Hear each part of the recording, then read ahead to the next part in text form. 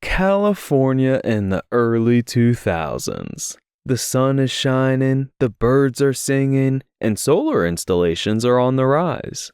Year after year, the Golden State broke records, making strides towards a greener future. But then, out of nowhere, the CPUC released the Net Metering 3.0 rules, and everything changed. The incentives for solar installations were gutted, and the number of installations plummeted in 2023.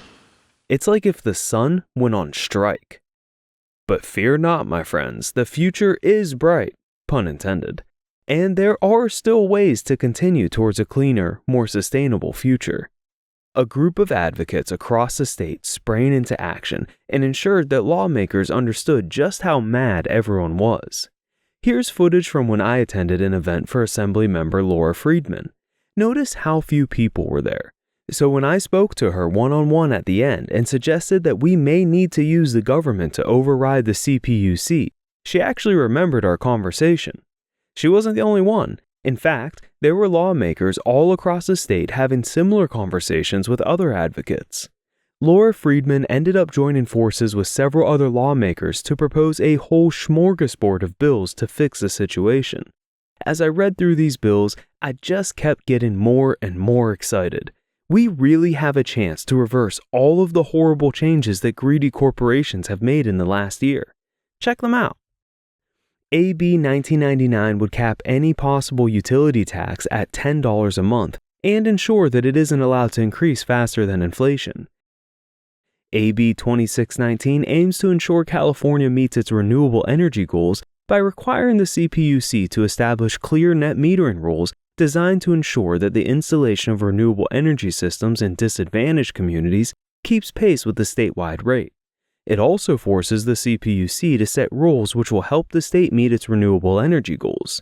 These two things will help the state ensure that everyone has access to renewable energy and that California remains at the forefront of the fight against climate change.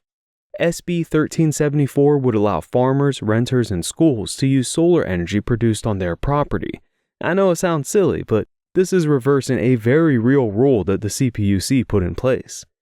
AB 2256 would set up a commission to regularly consider issues facing low-income customers.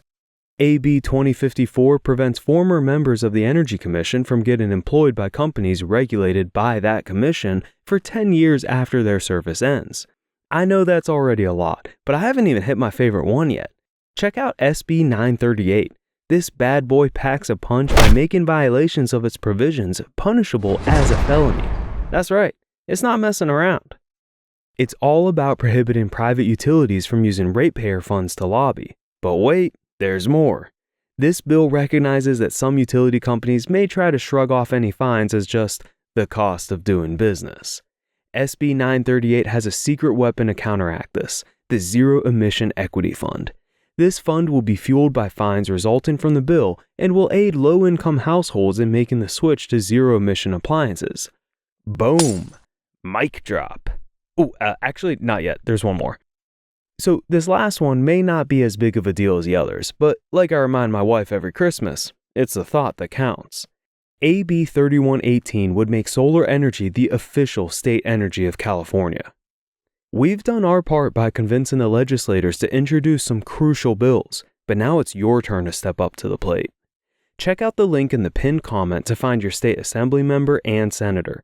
Please give them a call or email to let them know that you want them to support these bills. The ball's in your court now.